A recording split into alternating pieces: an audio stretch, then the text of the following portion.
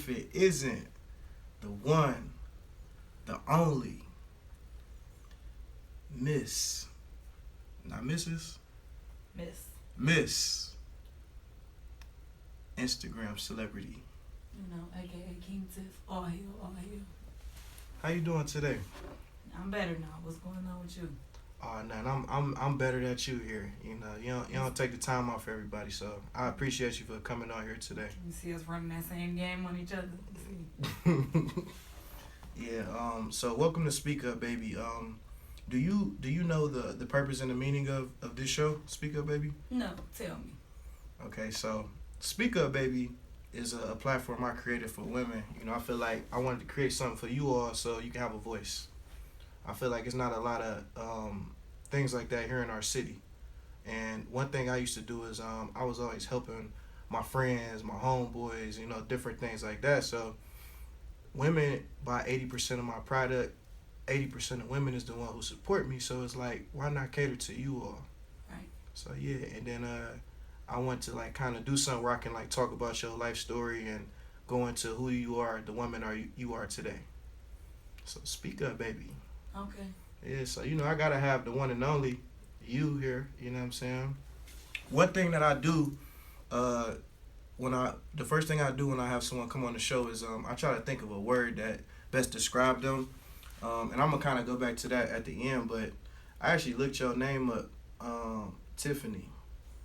And I'm sure you did too, but They mean manifestation of God. yeah, manifestation of God, appearance of God, region of origin. It actually came from Greece. Mm-hmm. An English form Greek. Your name in Greek is Theopania. Yeah, my mom told me. Yeah. That's why she named me Tiffany, and then she gave me the name Tatiana from Tatiana Romanov from the House of Romanov. So you like a whole queen over there, huh? Yeah. Yeah. So I want to start from the beginning. Like where you from? Like I know you talk about like up the way a lot. Are you from up the way area? Yeah, I grew up on Kinsman. Kinsman. Mm-hmm. Okay.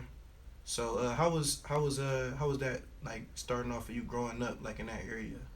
I mean, you feel me? It's pretty much how it is for any kid in the hood. You feel me? Like growing up, my mom was in the streets, so I wasn't able to, you feel me? Like be out and kick it as much as I would have liked to until I was like a teenager, because she knew how the streets was, so she kind of like kept us close to home. But the closer you hold a kid to home, the more they want to get out.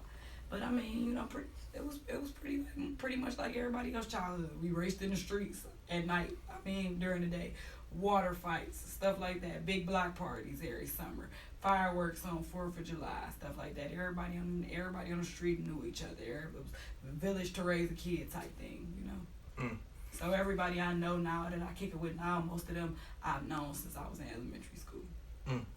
And that's crazy. I actually grew up on Harvard, but we never like seemed to cross paths. I mean, I wasn't. By the time I was like being like an outside type of person, or actually like being able to like be outside and kicked it, I kicked it in the Heights. I got shot in my neighborhood, when I was like 19 years old. So it wasn't really appealing to me to be in that area.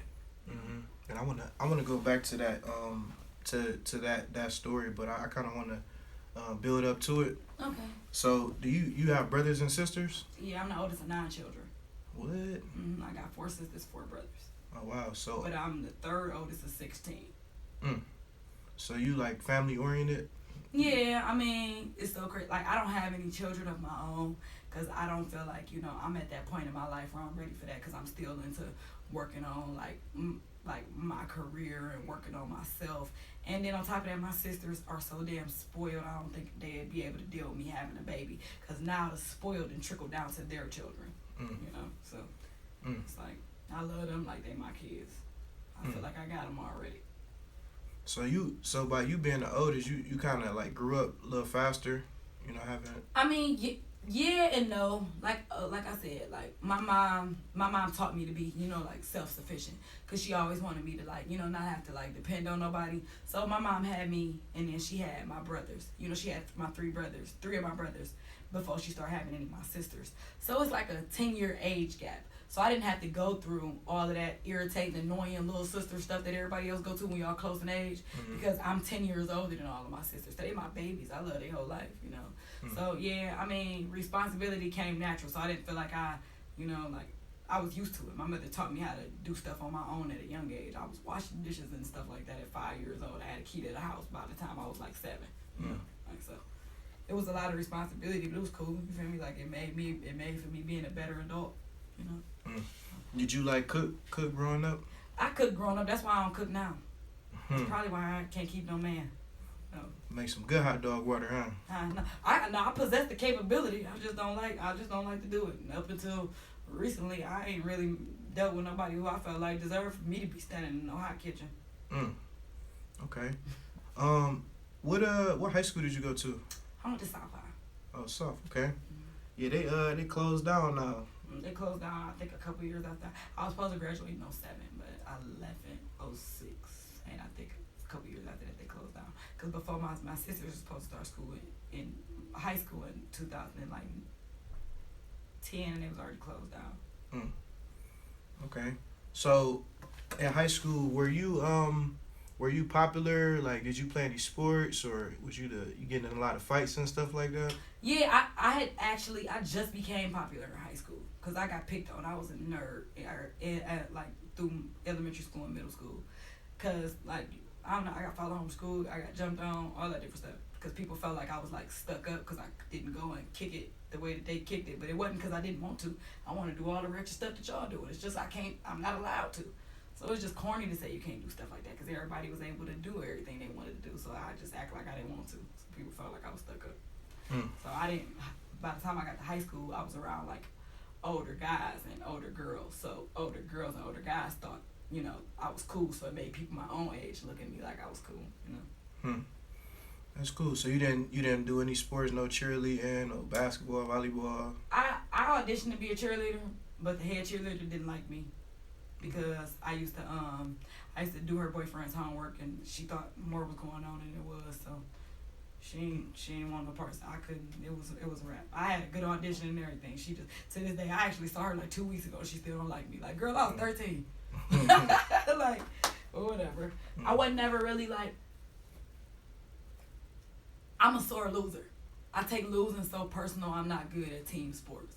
I gotta play stuff that if I did lose, I know that it's because of something I did wrong. So it ain't nobody for me to be mad at but myself.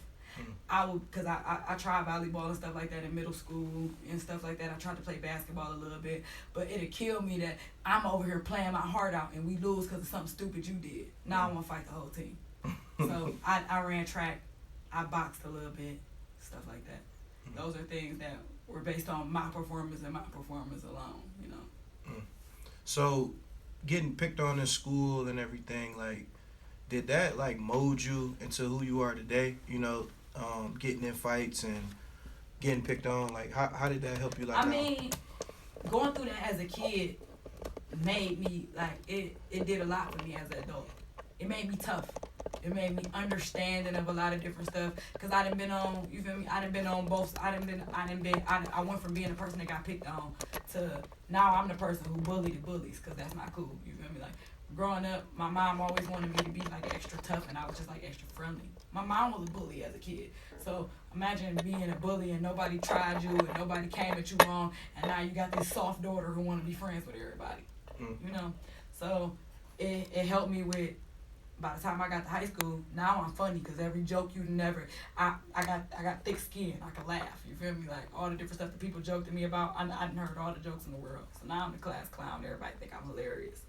All that fighting and stuff like that as a kid made me, you feel me? Like once I got older, I'm not worried. I ain't scared to take no L. You win some, you lose some, and all that. And then I just understand like that's just like kids gonna be kids. You feel me? Like so. I feel like it made me like a better person as an adult. Cause now when I gotta deal with all of that, like back then social media wasn't a thing. Now I gotta deal with, I got 75,000 followers. I post a picture, I get 100 comments. It's people that don't even know me on there saying disrespectful stuff to me, out of pocket stuff. Dudes talking about they want to eat my butt. Girls talking about I'm pretty. Some girl got an attitude at me because her dude on her saying she want to eat my butt and all of that weird stuff. So it's just like, you learn to let certain stuff just like roll off your back. You feel me? You can laugh at certain stuff. I ain't gonna lie, I ain't about to sit here and just act like I'm Muhammad Gandhi. Sometimes I'm with all the bullshit. But it be other days where it's just like, whatever, you know, so I feel like my childhood is a big part of the person I am now. And I think being in like the public schools, like you went to South, I went to Kennedy, so you had to be fresh every day. Like you had like we had like 2,000, 3,000 people that went there. And that's the crazy thing about it, because it was like in middle school, my mom made me wear uniform, you know. So uniform wasn't. We had uniform, but it wasn't enforced. So if you wore it, it was fine. If you didn't wear it, it was fine. So that was already a thing that had me sticking out like a sore thumb. You feel me? The crazy part about it, that me being that age, I'm feeling insecure. I'm feeling, feeling bad because I got on uniform and everybody else in here got their Echo on, Rockaware outfits and all of that, and I'm over here with khakis and a white polo on. But little do I know, at that age, I got on an Izod shirt or a Lacoste shirt and Donna Karen pants. My outfit cost just as much as their outfit, you know, like. But at that age, I wasn't realizing that, you know. So by the time I got to high school, my mom was with it. Then she did like a whole 360. She told me, like, you know, these about to be the most important years of your life. You feel me? Like these 4 years gonna determine a lot about you as an adult. This is the years when you figure out who you is. And she said that to me, and it stuck with me. I knew I wasn't about to go through high school the way that I went through middle school. I got in a fight my first day of school, just so people would know, like, I wasn't playing with nobody. I'm not ducking with no smoke. And then, like I said, I was dealing with older people. So being around older guys, older girls, I'm wearing stuff that I ain't even really hip to yet. My mom bought me True Religion and stuff like that. I don't know what it is. I got a Prada snakeskin book bag, and I ain't even realizing how much this bag is even worth. So other people seeing what I got on, and they feeling me because they feel like I'm fly. And I got on a white t-shirt I just bought from the gas station with $300 jeans on, Forces, and a Prada book bag. And everybody thought I was fly, you know. So. Yeah, I mean, back in that time, it was actually it was easier to be fresh. Like now, pair of shoes, like if you buy some real ones, like $1,200, you know, like some Balenciagas or something like that. But back then, you could have like a crispy pair of Forces or some Timberland boots. You might pay a couple $100 for it. Throw a white tee on, and you may not can afford no Avizu or no Red Monkeys or nothing like that, but we had a Nietzsche, we had Academic, we had Echo, Rockaware, Iceberg.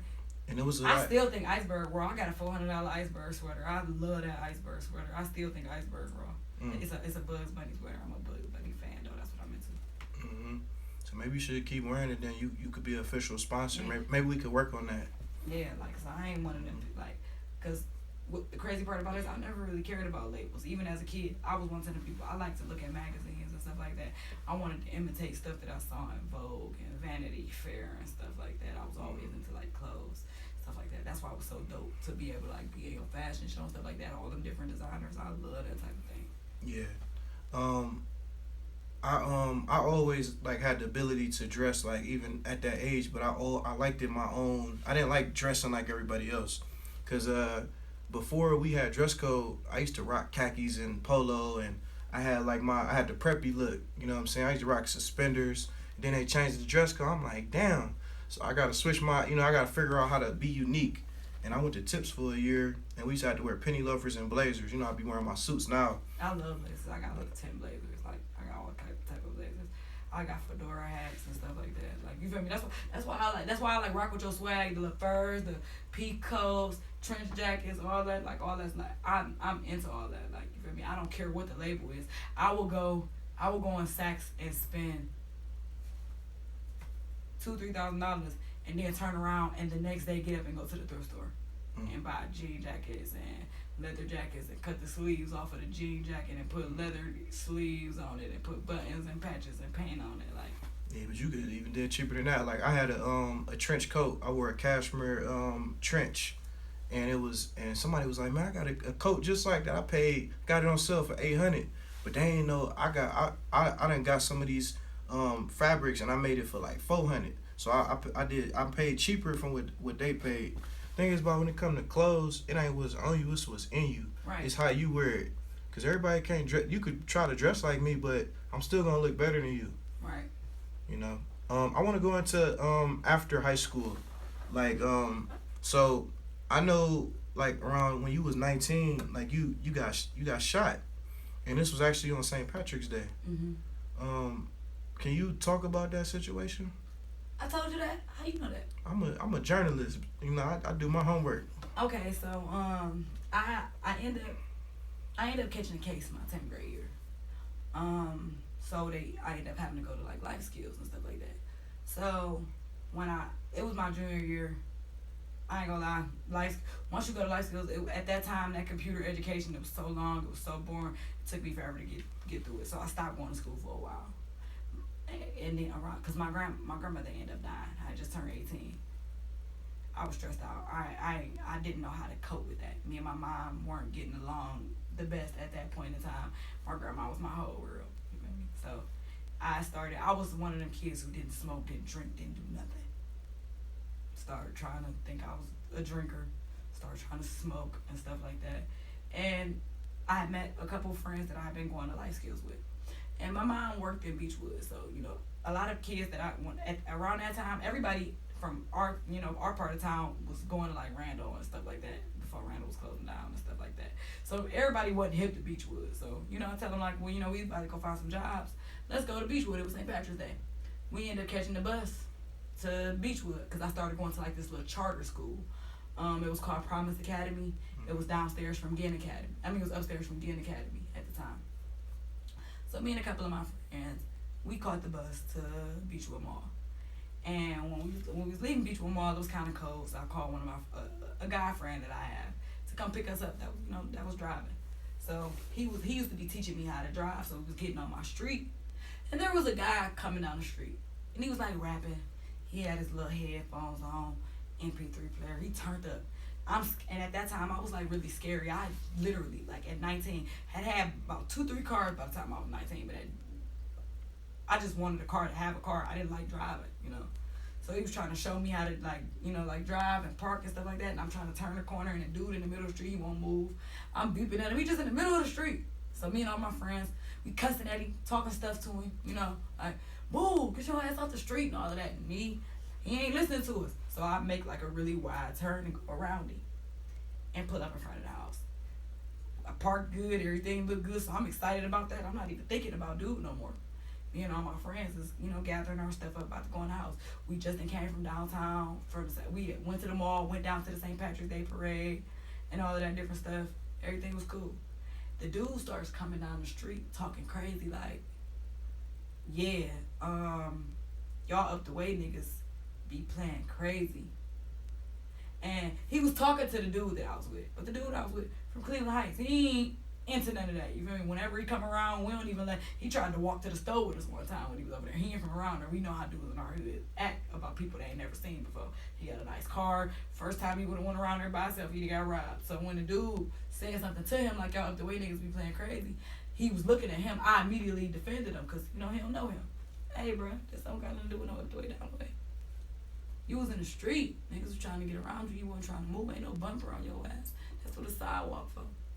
He all like, I ain't about to argue with no bitch. Ooh. So, in the midst of him saying that, my brothers end up coming outside. And one thing led to another. My brothers would come out. You don't got to argue with no bitch. We right here. Dude walked off like he didn't want no smoke once he saw all the boys. So, now we outside. We just chopping it and chilling. The dude walks off. We ain't bother him. My brothers ain't follow him or nothing. It's just going on about your business. He ends up coming back up the street, and he coming towards us like really fast. And it's like 10 of us in the street. So I'm like, either he crazy or he got a gun. Because he got to know he come over here playing crazy. He gonna get jumped. Just as sure as I said it, he pulled out a gun. And it was like a movie. A short amount of time probably felt like so long. Because now everybody just standing there. He got the gun. He pointing. Hands shaking. He looked like he's scared for real. Ain't none of us moving. One of my brothers on one side of the street. My other brother on the other side of the street. I'm sitting on the front of this car in front of my mom's house. And the rest of my friends standing here looking crazy. So we just waiting to see what he about to do. I get tired of waiting. I tell my brothers, like, leave him alone. He's scared. I turn around and walk away. That's when he shoot. He shot me. Took off running. My brothers started chasing him. They didn't even know nobody had got hit. They was just chasing him just because he shot to begin with. Because it didn't feel like I thought getting shot would feel. I done watched so many movies and watched people fall and blood fly out and all that. You feel me? Like it felt like somebody threw something at me. It felt like a pinch, but I knew I got hit because after that my stomach started hurting immediately. It felt like something stuck his hand in my stomach and twisted everything. I fell to my knees. Everybody started looking at me like, what's the matter? Because I wasn't bleeding or anything. I was bleeding internally. I called 911 myself because my friends were so hysterical. And like I said, so much happened in such a short amount of time. In the midst of that, my mom that came outside, my mom shooting down the street. First of all, my sisters had told her somebody got shot. They don't even know it's me. The bushes in front of my house so big, my mother couldn't even see me laying in the street. So I called 911. My friends picked me up off the floor, take me in the house. The ambulance get there. They cut my clothes off me. I was awoke the whole ride in the ambulance. It probably seemed like the longest ambulance ride ever. And I think I started hallucinating before I made it to the hospital. My aunt passed away when I was 11. I thought I could hear it while I was on the couch before I even made it to the hospital. I could hear my grandmother talking to me. Now, mind you, I told you my grandmother just died the March before that. I guess I had said my grandmother's name or something like that in the midst of all of that. When I tell you my mom smacked the hell out of me, she smacked me so hard. Like, no, stop talking to your grandma. Don't listen to your grandma. Stay right here with me. Open your eyes. Look at me. Talk to me. So she stayed in the ambulance with me the whole time. I could feel my mom squeezing my hand. They put me on the operating table before they gassed me. And I saw somebody that looked just like my aunt. To this day, I still remember vividly that somebody looked like my aunt. And she passed away when I was 11.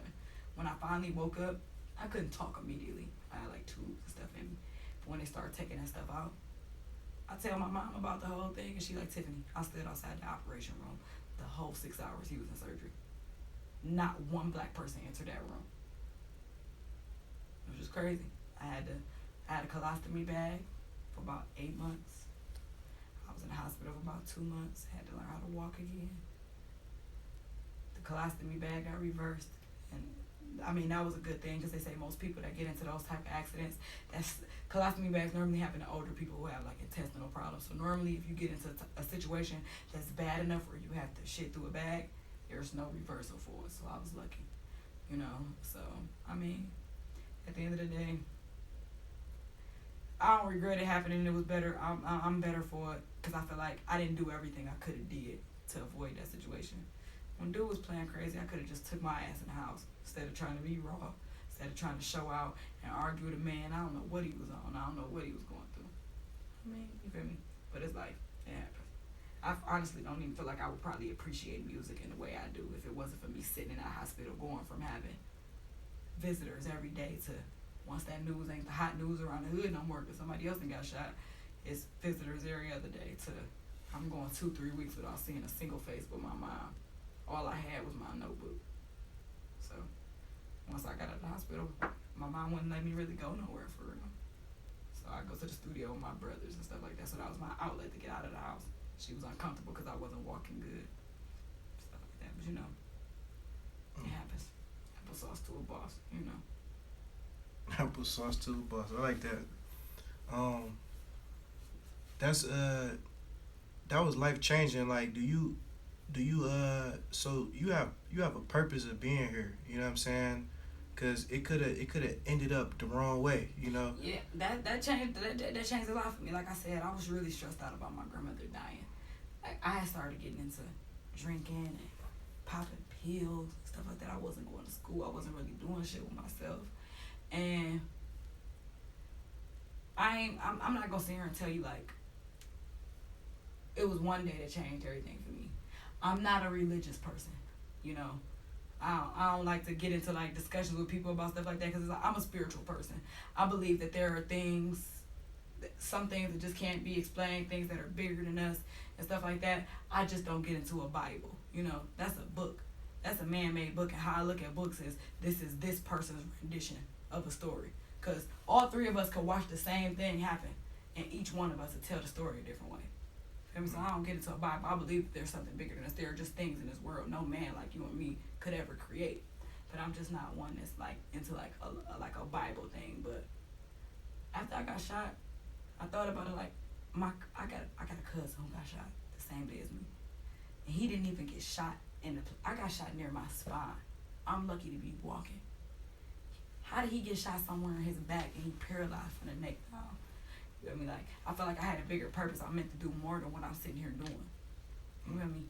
I'm walking around getting high every day, drinking, fucking around with dudes that don't give a fuck about me for real. Just because I need something to take my mind off of all the shit that I'm going through. But that shit wasn't doing me no good.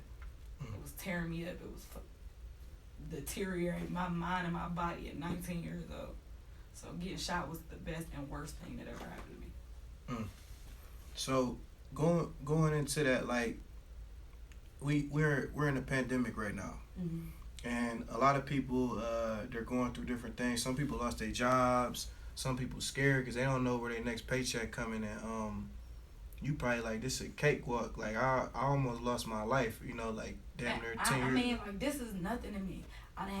We didn't have to deal with my, like I said, I got 8 brothers and sisters. Like, my mom was in the streets when I was younger because it was just me. Once she got married and started having my sisters and brothers, she couldn't live that type of life, you feel me? She married to my dad. My dad, not a street dude. My dad is Poindexter. I'm talking about sweater vest Carlton, that's what he into, but he the coolest guy ever. I love him, that's my whole heart.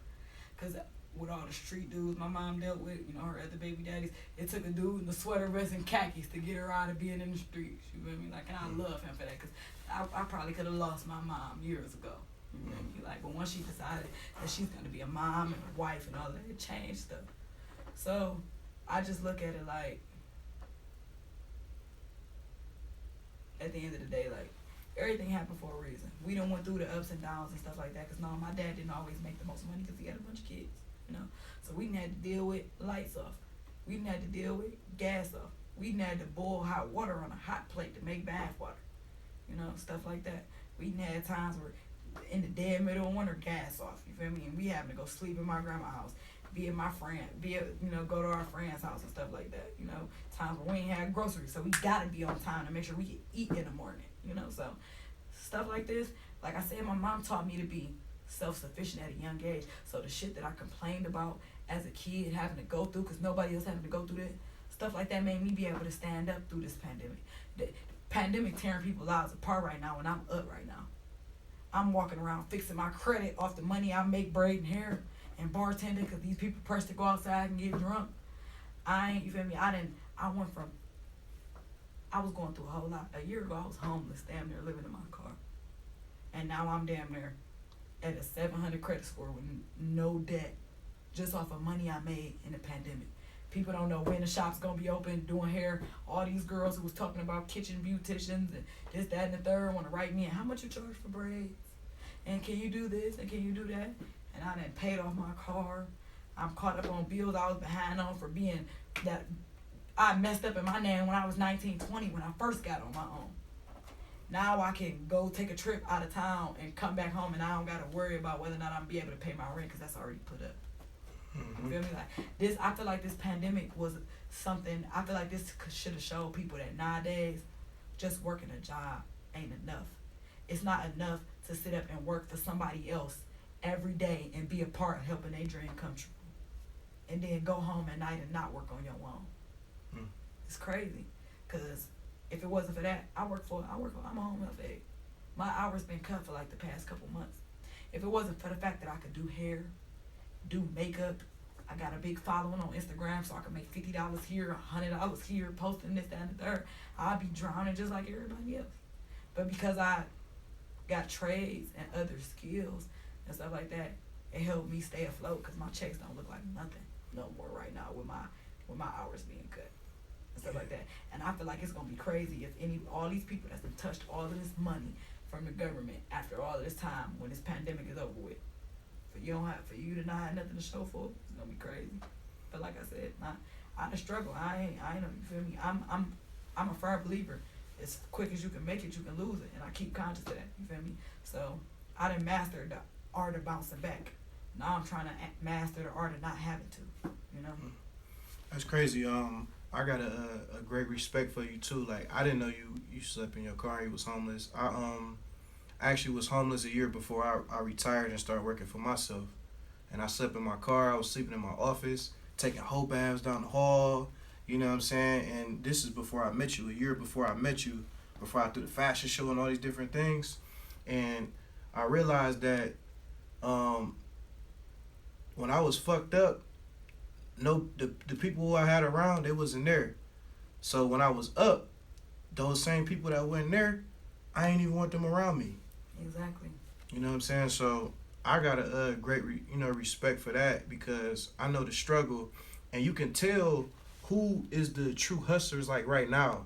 Like my bottles done sales done increase. Like all my products done increase, but I've been doing the same thing I was doing before. And I'm like shit, just like when Amazon first came here. You know how much money I was making for all those people that didn't have jobs? I'm like, okay, they got some money. That's the product. I'm going towards the people, because the people got the money. Most people chase the money. I'm chasing the people because they got the money.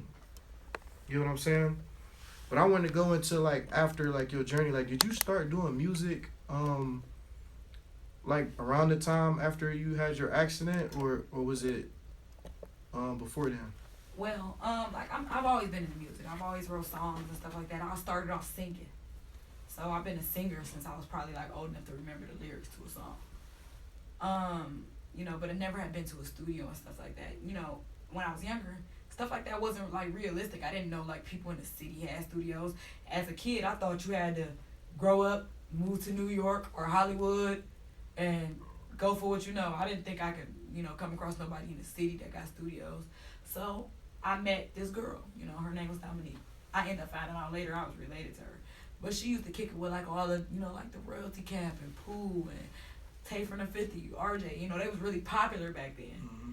So, you know, I started like kicking it with her and going to studios, like, oh, okay, so people like having real live studios and stuff. So after, I wanted to go, but, you know, I wasn't able to. Like I said, I didn't get out much as a kid. When I got shot, it wasn't really nothing for me to do. So the fact that when I got shot, I lost a lot of weight. So a lot of my hair fell out. So I was really self-conscious about how I looked. So the fact that I didn't really want to go outside made my mom want to kind of like, now she want to force me to go outside. You know? So a dude I was dealing with at that time, you know, didn't want me to feel insecure about it. I'm walking around looking ugly in a wheelchair. He telling me I'm pretty every day, even though I look like shit, you know. But it's cool. I respect it. He started taking me to the studio with him. So, my brothers used to always do like these little fake ciphers, little rap battles with people in the hood and stuff like that. And I used to watch them doing their little rap stuff. And I used to just feel like I sing and I rap. I could do something like that. So privately, I started writing me like a little verse and practicing it. And then one day I'm at the studio, you know, with the dude I was dating at the time, and his friend. And I'm just there with them, just peace out, chilling with one of the dudes, just a girl in the studio. And they waiting on this girl to come, and she doesn't show up. So they just keep on playing the beat. And I'm sitting there just rapping the little verse I wrote. And I'm rapping it to myself in the corner. And you all like, babe, what you was just saying? You over here rapping? Say that out loud. So I rapped my little verse, and everybody was saying it was hard. So they like, well, put it on here, put it on the beat. So I ended up getting put on one of their songs. From probably like that whole summer, every show that they did, they put me on the show. So now I went from barely being able like, well, no, because that actually happened before I got shot, but it wasn't nothing serious. I was going to them little shows and stuff like that, but I was playing. I never tried to go to the studio on my own and stuff like that. So when I got shot, like I said, I'm sitting in the hospital when ain't nothing for me to do. So now I'm just listening to music and stuff like that and writing songs to like beats that's already out, trying to work on like rapping, because I ain't even know if I was gonna be able to sing. My voice didn't even sound the same no more from after them surgeries and them tubes and stuff in my throat. And my grandmother was like a big fan. She was so happy when I did my little first song and all that. She was like, my baby gonna be famous. And I never really just took the music serious, because I didn't really think like in Cleveland, what outlets do I got to get this music heard, you know? I'm over here with my sisters, helping take care of my sisters 24/7. I have to run away and move to go pursue some music. But now I got a little bit plugged in with people. I started trying to like take it more seriously.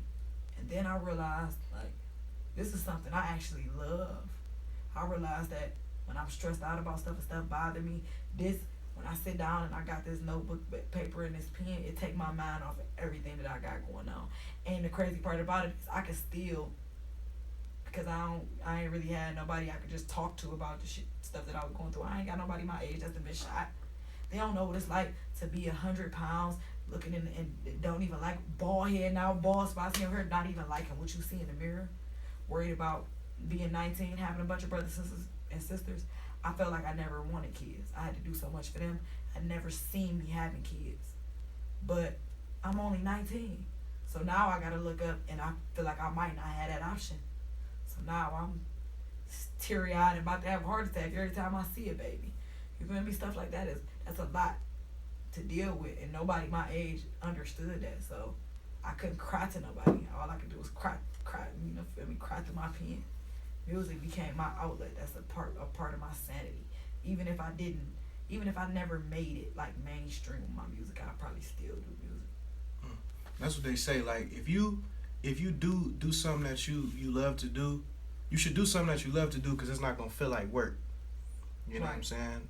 Like I've been up since 5 this morning, and you know, before everybody, and I'm tired, but I love doing this, so it's like I'm still here. Right, it's so crazy because you sent me the message with the address. I woke up like literally 30 minutes after that, and I've been up since like probably like 5:40 this morning. No nap, nothing. Yeah. I get up early every day. Okay, so I want to go into you were on a show around 2014, 2015, Jerry Springer. Yeah, like how was that whole experience? It was cool. It was fun. It was a dope experience. It taught me a lot about what going on the Jerry Springer show, because I used to be thinking all that ratchet stuff was going on was like probably like real, but I realized like it's not the show that's on there putting fake stories. It's the people. But it was a dope experience. They flew me out to Connecticut or whatever. They studios in they main studio, they production studios in Connecticut, but it's 2 hours away from the recording studio in New York. So they recorded it. It's because it's in Hartford, Connecticut, but they recorded in the same studio that they record Maury. So I don't know if anybody's ever noticed that, but sometimes when you look at certain Maury episodes, the same people are in the crowd as the people from Jerry Springer. And that's because they just changed the set and they keep those people. So people will buy tickets and it'd be for the Maury show and the Jerry Springer show. But it was dope. I got you feel me? I get paid to go on TV and be ratchet with my friends. Free flight. I get to stay at the Hamptons. Free food. And they pay for my clothes, so I don't got to tear up none of my own stuff, wear none of my own stuff if it is a fighting scene. It was a dope experience. I even made money from Jerry Springer for years after that, because once you come on a show, they reach out to you asking, do you know other people that can come on for this type of topic and that type of topic, and they pay you like $150, $200 for every person you bring. Is that where you got your name, the Instagram celebrity? Is that did that come from that? No. Instagram celebrity came from the fact that my first stage name was Misfitted. I've been Misfitted since I first started doing music. And that's a name Hef gave me a long time ago. Like when I was younger, just on some spur of the moment. I was doing one of those shows I was telling you about at the Tiki Bar. I don't know what it was called. It was called Tiki Bar back then. It's been Club Earth and all of that since then. But it was the Tiki Bar back then. And they was having a modeling competition. And I was there with this group that I was in called Trap City.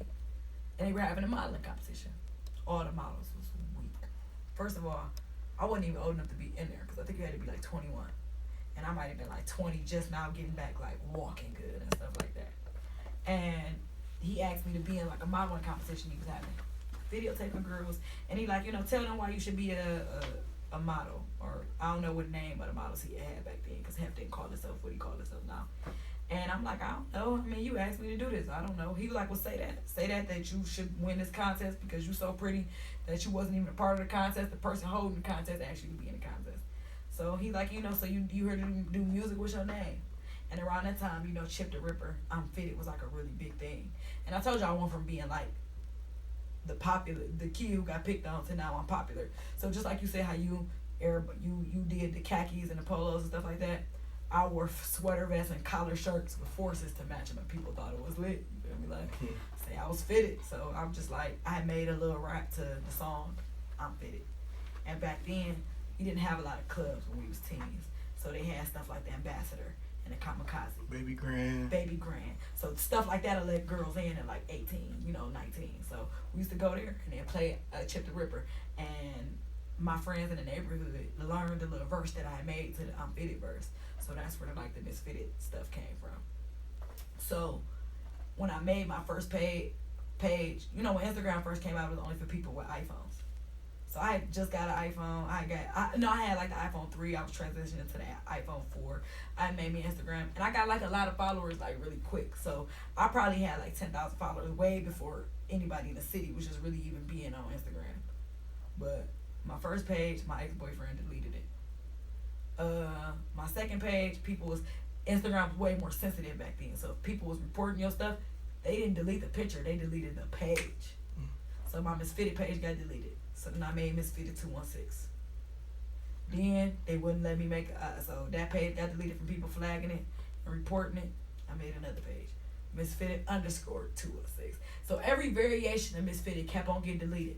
I ended up making a page at one point where I went from 0 followers to like 5,000 in like 2 days, and that page still got deleted or whatever. So I just got tired of it. I'm like, damn, they acting like I'm famous or something. People was just like waiting to delete my page. Mm-hmm. They treat me like I'm a celebrity or something like that. Mm-hmm. So I'm like, I gotta change my name to something different, because it seemed like people was just waiting for any variation of that name to report the page. So I made Instagram Celebrity. So I guess people that was like looking for my page for a while didn't notice, but I accumulated such a big following in such a big time, and I think it was because in a short time, because Instagram was a part of my Instagram name. So my name was popping. People was telling me like back then, it was kind of harder to pop up on a popular page. So my picture popped up on a popular page one time, and out of nowhere, people are just following me. Anybody that type of Instagram, they're assuming I'm like an Instagram personality or like a comedian and stuff like that. And that's pretty much where the name came from. And I just started gaining followers so fast, there was just no point in changing the name. So now it's like 5 years later, like that's what people know me as. I can't even change the name now. I wouldn't pay for it. I own the name now. You was on Jerry Springer. Who was the topic? I cheated on my boyfriend with his best friend. Yeah, you had fun doing that? Mm-hmm. I'm mad because I really didn't get to do much because it was a situation between the niggas. So they was like, first of all, these two niggas, I don't know if you hip to like Will the General. Yeah, I know. Yeah, he was my boyfriend. Not in real life. I used to date his friend. But that's how we know each other. But him and his friend, Woo, they get to practice how they fight and all of that.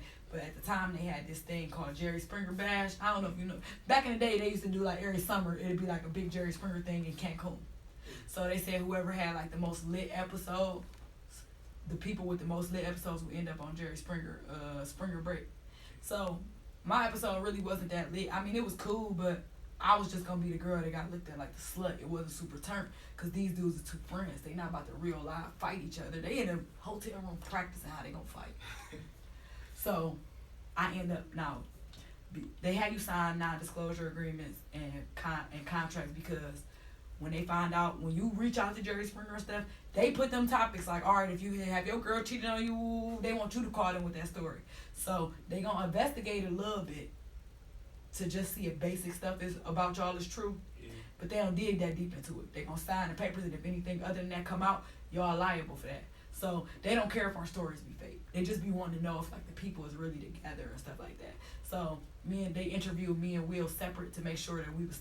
It's so crazy because we didn't even prep, and we still told the same lie. That's the crazy part about it. They don't care whether or not we know each other or not. But until you get in them rooms with the other people, you don't know who lying or not. You don't know if their story real or fake. So I didn't mess with neither one of them for real. One of their friends was my boyfriend. So them niggas, the way that Jerry Springer do it, they book all their guests for their episodes at the same time. Book all their flights at the same time. Book them all in the same hotel on the same floor. We all riding sprinters and shit like that to go eat, go to the mall, all of that. So we get to know these people from these other episodes. That night, the night that we got there, we got real drunk and used the little gift cards they gave us, even though they told us not to drink. We was like, hey, can we use these gift cards for liquor? The girl was like, I don't know, let me see. So we drinking and stuff, and we like, all right, well, if we can't use them for liquor, we got the money, but swipe the card first. They gave us like $150 in gift cards, and it was like 3 of us. We got drunk as hell and told them we ate all the money. Can they bring us 5 more cards? So we got messed up. These niggas, Will and Woo, they end up having sex with girls from other parts, from other shows and stuff like that. Yeah. Is this part getting recorded? No, I could. We gonna cut out that. Don't cut that out, because the dude. Wu still with the girl he was with back then. And I remember talking about it on live one day, and she came to ask me. I was like, that's not what I said. But yeah, so they end up like messing around with girls that night. Will and Wu was on the show? They was the two friends that was fighting. Will was the boyfriend. Wu was the best friend I slept with. But Will and Wu are best friends. So Right. they I end knew up. him from like back in the day. Yeah, so they both on there. They kicking it with bitches that night or whatever. And the crazy part about it is I know Will had sex with somebody. I didn't know nothing about Wu messing with nobody until the next day. So we all in makeup. So the way that they have you separated on Jerry Springer, when you get to the studio, they have girls who got something to confess to somebody all in one room. Dudes who got something to confess to somebody all in one room. Girls that's here to hear a secret, and dudes is here to hear a secret. So it's like jail when you get in there. You know, I don't know if you've ever been to jail, but once you start making friends in there, they want to know what you in there for and all of that. So everybody start going around the room like, okay, so what you do? So, oh yeah, I fuck my boyfriend, best friend. But, you know, people stuff be fake. So people was asking like, is y'all together for real? And all of that. So, cause it's like certain stuff, we signed contracts saying that we was in a relationship. So we couldn't say nothing about that to people in there. Nothing, nobody but the producers. But anything else, we could tell them we ain't fuck Wu for real and all of that. They're like, well, did you fuck her for real? I'm like, no. It was a girl in there that was just like extra on my dick in there. She was like, oh my God, you so pretty and you do music. Cause when we came back from the hotel, I went straight to my room because they gave us 2 rooms. A room for me and Will because we supposed to be in a relationship, and a room for Wu. Me and Will ended up sleeping in the same room. Wu had his own room because he had some other shit going on. So Will end up, when we came back from the hotel, end up going to Wu room to kick it. Because I'm like, you're not about to fuck no girl in here while I'm asleep. Yeah. So the next day, I didn't know nothing happened because when I woke up the next morning, Will was in the bed asleep. I probably woke up at probably like 2 o'clock in the morning, and Will was already in the bed. So he did whatever he did and came right back to the room. So it was a girl that was just like extra friendly with me. And this other girl was like, just kept on getting mad every time the girl would say something to me. They both from New York. She like, oh my God, son, I just hate fake ass bitches on everything. On my mom's, I hate fake ass bitches. And I'm just wondering why she acting like that. So I go to hair and makeup, and the girl just steady like being in my face.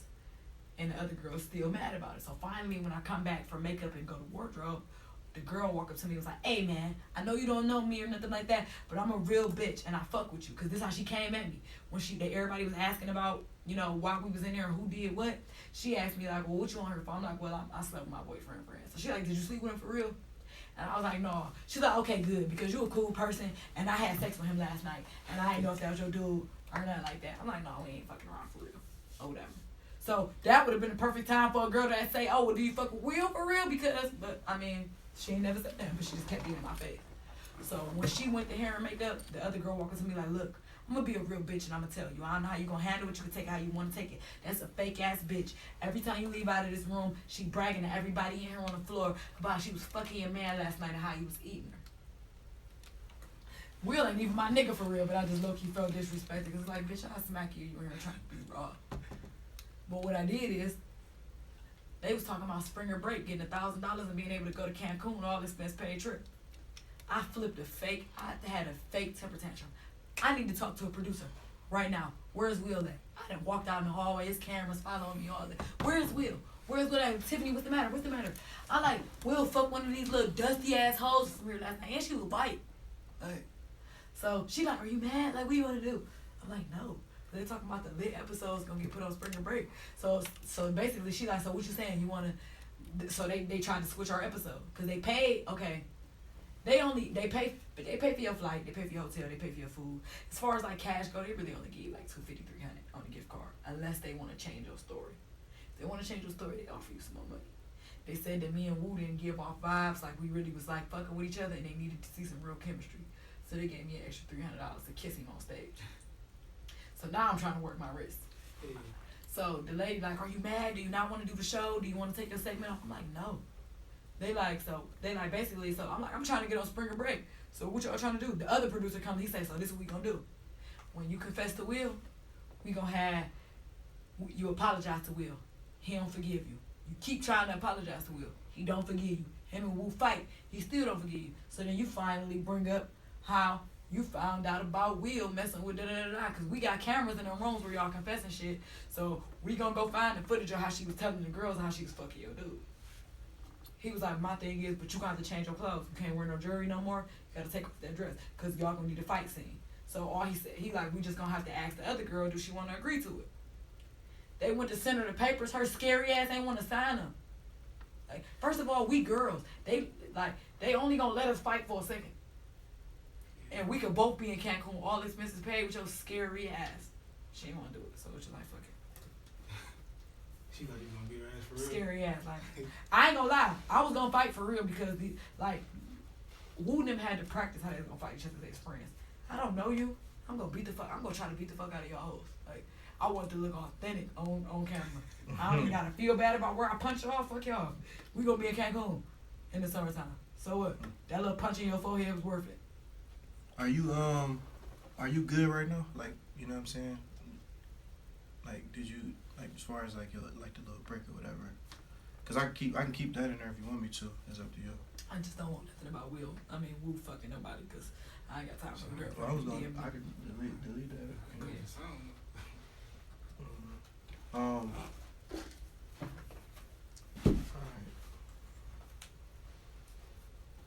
We ready? Yeah. Hold on.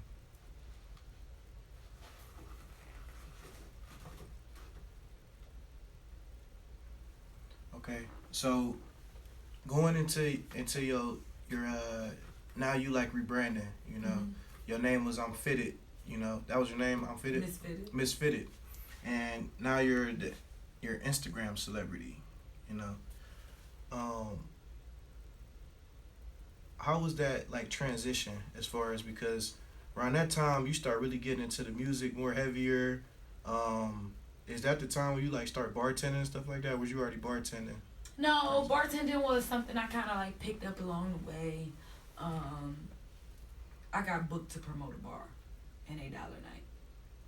And bartending is pretty easy if you patient, you feel me? Because like the couple jobs that I have had in life have always been customer service jobs. I'm good at dealing with people. So one night I was supposed to promote a $1 night. The bartender didn't show up. And if you, first of all, most bars don't care about whether or not you got experience. They'll teach you, because most people, they basically, she asked me how I bartended before because it was really busy and they only had one barman. I'm like, I know how to work a POS system. I can count. Anything else I can learn along the way. I ain't gonna mess your money up. She said, get back there. You feel me? Like, so as long as you deal with people, the thing I learned about it is to be a good bartender ain't even about how you make drinks. It's about how you deal with the people. If you good to the people and communicate with the people, and you're not rude to the people, you have clients that will wait on you an hour for a drink if they have to, rather than deal with somebody that's being shitty to them. I've had customers who will go to another bartender because she's available and then still come and tip me just because they didn't get a chance to get nothing to drink from me, you feel me? But I picked it up along the way. I decided that I was going to go to school for hair so I can at least have a license under my belt if I did decide to do something with it. So I was going to school full time, so it was too hard for me to work like a regular work schedule. So bartending low-key turned out to be like a little lick for real. I'm going to work on a Tuesday night after I get out of school and making $400 or $500 2-3 days a week. I ain't need no job. So then I started working on being able to market myself when I started trying to get jobs at other bars. I got a bigger following than most of your bars, than most of your bartenders. People gonna come wherever I'm at, and that's normal. That's how I work my way into any bar. It wasn't even about being a great bartender. It was about being a great people person and having a big following. I'm gonna bring money. You like money, don't you? I ain't asking you to fire nobody else. I'm just asking you to give me a shot. You feel me? Like, you ain't even gotta put me in here on your busy day. I know how bartenders is with that Friday, Saturday stuff. You can give me your slowest day. I started off working on a Tuesday, and Tuesday started being the busiest night. So all of a sudden, all the girls that was calling off on Tuesdays, now they want to work next to me on a Tuesday. You was your first bar?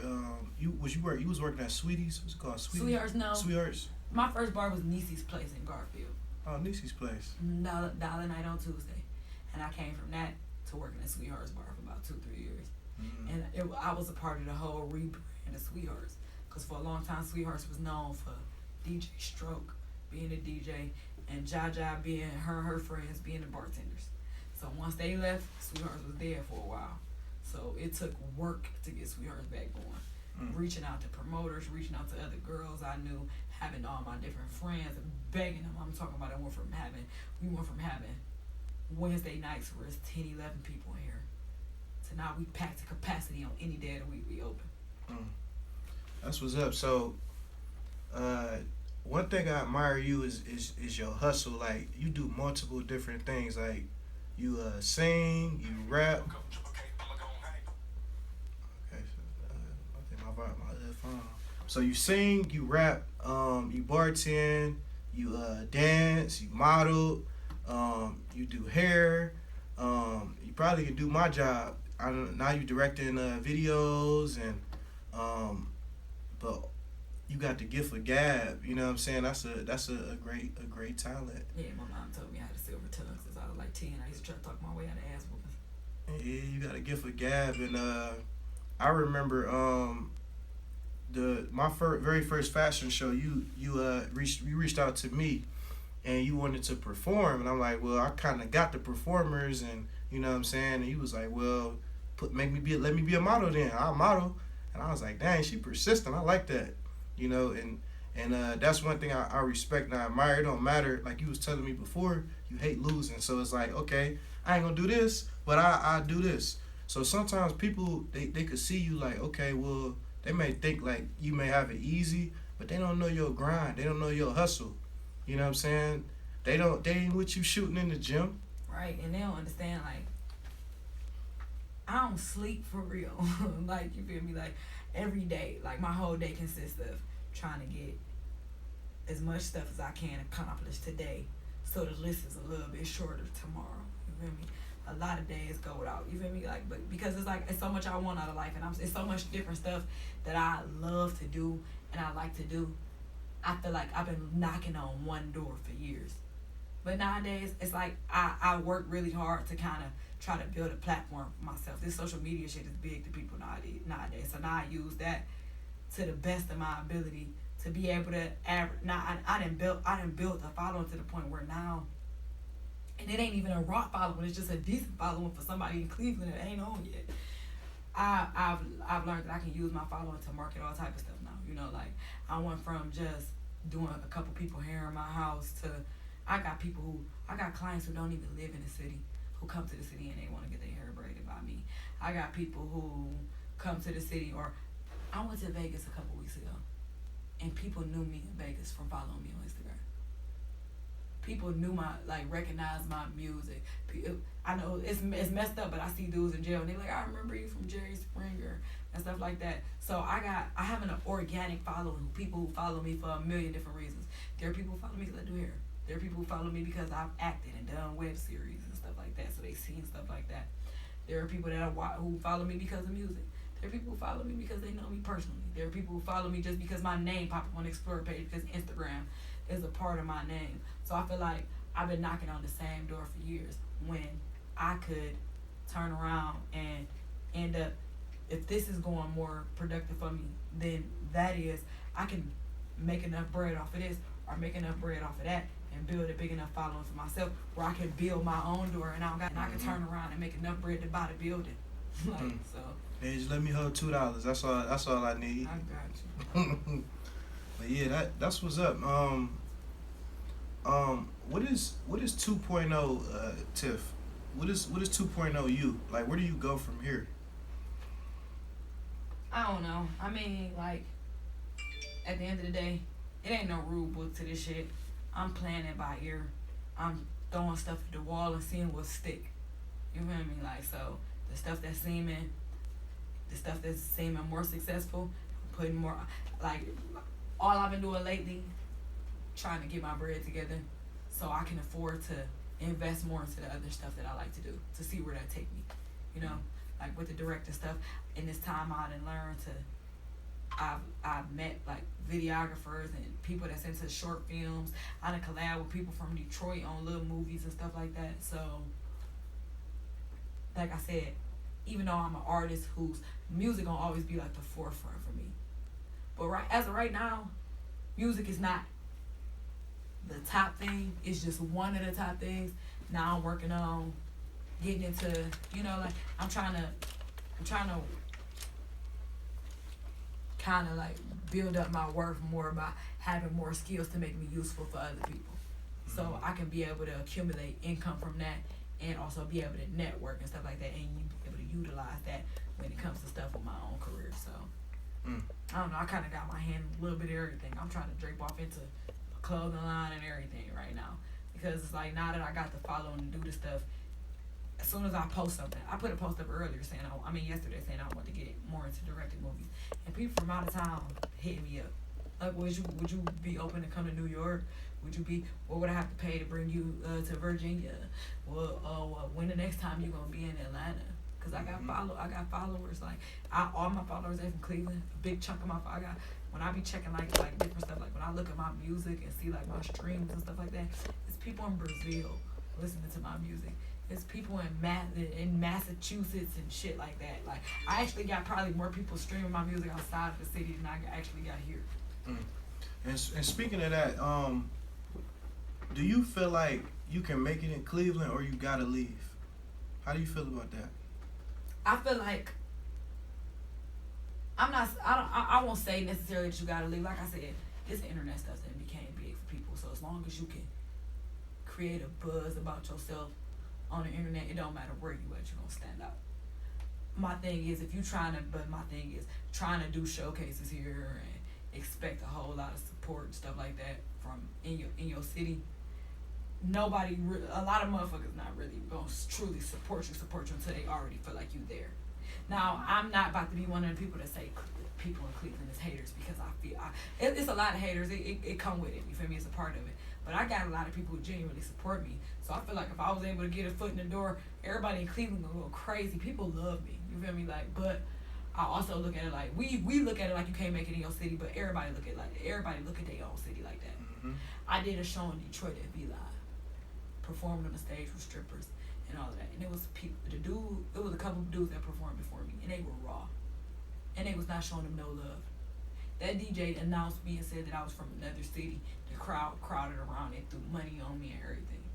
And it's the same way here. When people come from out of town, they dick ride other people. It's just like, so I don't feel like you can't make it here. It's just like I feel like that's a thing that everybody do. Like nowadays, Cleveland has went out its way to become its own Hollywood. There are some people who some people think small, and that's okay. You feel me? I'm not saying that you have to think big. There are some people who are just content with that. There are people who, not in Cleveland, we got videographers, people doing web series, shows, writing books, authors, doing their thing. So if you can get on the VIP list and get a section and don't gotta stand in line here and can fuck any bitch you want in the city and stay in the nicest apartment, some people be content with that. That's enough for them. You feel me? I feel like if you want more, then you gotta leave here. But you can get hood fame and city fame real quick. It'd be weird being somewhere and I'm in a room looking like shit with a scarf tied on my head and a dirty t-shirt with no bra on and jogging pants and my feet ashy and nobody in there speak to me, but the minute I leave, the first thing people are like, oh my god, Instagram celebrity, I saw you earlier. Yeah, so I mean, it's all about what your idea of making it in the city is.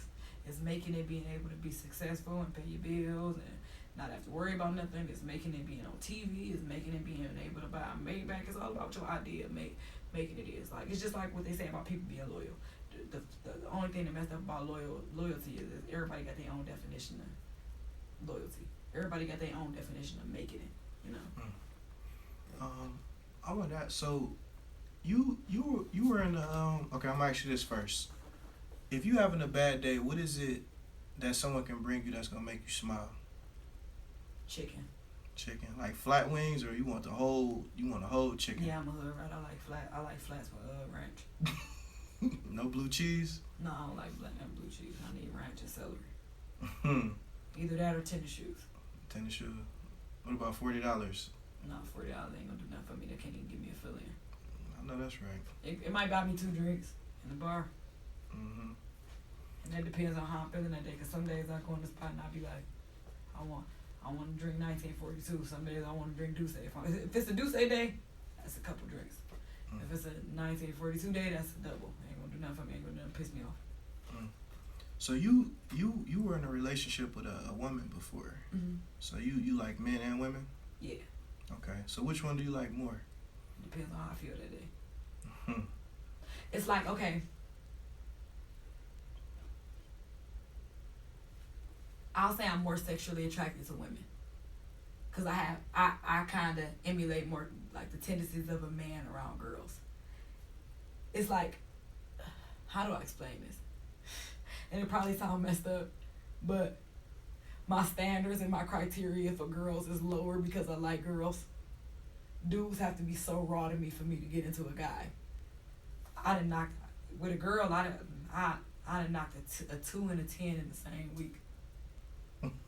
It's just all depending on what I drink that day. But a dude, I really gotta be feeling a dude. It's very rare that I meet a dude, like a dude, and we start dating. Every relationship I ever had, there's a story of how we met each other, probably didn't like each other, end up kind of building an acquaintance that turned into a relationship years later. I just don't be feeling the nigga. Like, I like titties and ass. I like soft stuff. Like, I'm a squeezer, you know. So hopefully one of these days I'll be able to have just like a live ass polygamous relationship and just be famous and have me a boyfriend that don't irritate me and a girl that don't aggravate me, and we could just love on each other and take showers together and stuff like on Superbad. I mean, not Superbad, Superfly. That's gorgeous. So if you were like dating a guy, what type of guy would you like? You know, describe your perfect guy. Well, I got a really like dominant personality. I'm really like aggressive and assertive. So you gotta. So before you say that, I'm gonna be aggressive right now. So you wear the capris and I wear the pants. I mean, the thing is, no, it ain't even that. Like my thing is, I'm kind of like really dominant in my relationships with women. But if I come across a dude that is like aggressive enough and he hasn't, but it ain't even just about him being aggressive. You gotta kind of be like all around. I gotta respect you all around as a man. You gotta be like a good dad. If you got kids, you gotta handle your business. It can't be niggas just out here talking to you, treating you like a bitch. Cause you feel me? I got an alpha personality, so I can't see me being submissive to nobody that doesn't have an alpha personality. If I get the vibe that I can walk all over you, I'm gonna do that. That's why I understand when dudes like treat bitches like shit. They do what you allow them to do. Yeah. You feel me? Like, but with girls, it's like, I like girly girls. It's like extra soft and that bend to my whim. But it's like if you do it too much, then it's irritating. You know, like it's like I said, like most of the time when I'm attracted to a dude, the sexual attraction comes from me being attracted to other things about you. With a girl, it's like there's a sexual attraction, and I probably don't even like you for real. I got girls that I deal with beautiful girls. Nice bodies, look good, all of that, and they irritate me. I'll still have sex with them because they look good, but after that you gotta leave. So what you about to do after this? Need me to drop you off? Yeah. Now most women they're attracted to a guy with their mind. You know what I'm saying? It's a mental thing for them. That's how a lot of women they stimulate themselves by their brain and like what they thinking. Anyway. Yeah, so it's like with dudes, with a guy, it got to start here. Yeah. Before it end up here. Exactly. With a girl, it'll start here. Sometimes it may never end up here. Mm-hmm. So like I said, it's just like there's a part, like, because at the end of the day, I do want to be like married and have kids and stuff like that. You feel me? Mm-hmm. Yeah. So, there's a little girl out there right now, and she's in a tough situation. She's a single. Her parents are single, like her mom is raising her, and she's a single parent, and she's from the streets. Her talent is music, but she don't know if that's an outlet for her because she got so much thrown at her. You know what I'm saying? Like, what advice would you give her?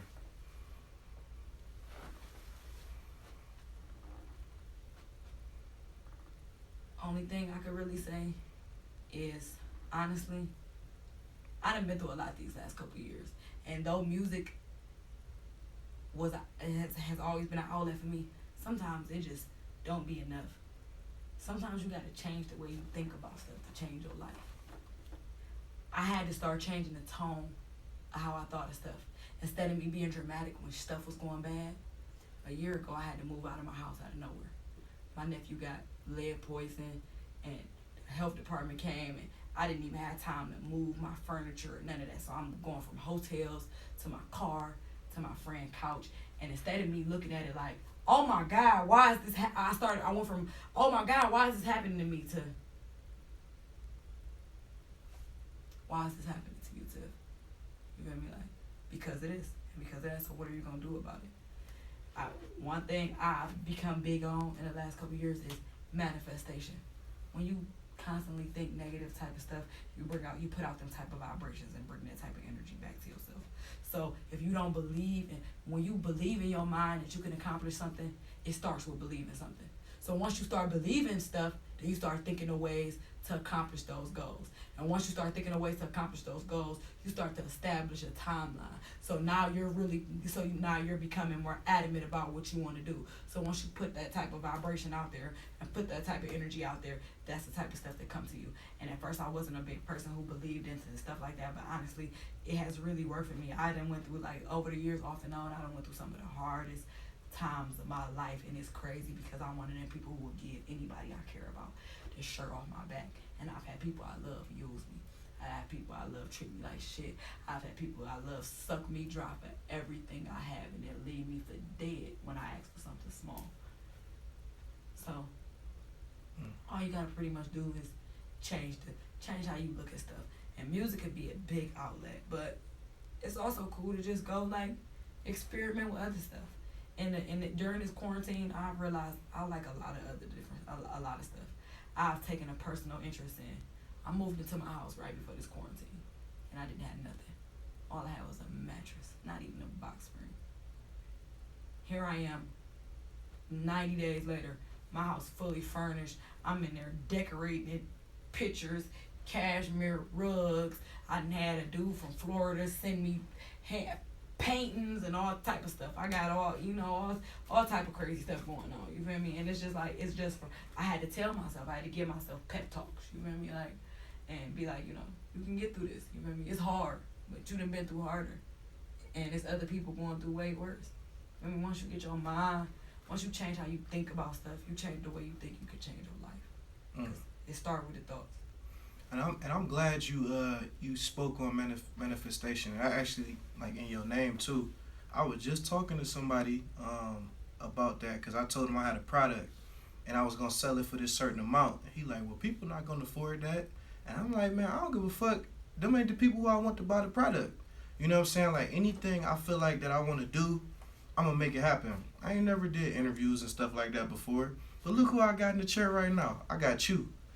So it's like, that fashion show, when you modeled for me, I never threw a fashion show before. It was dope, and it was a really nice and classy event. I've done a lot of fashion shows.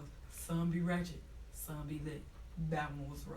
That was honestly one of my favorite fashion shows. It was really nice.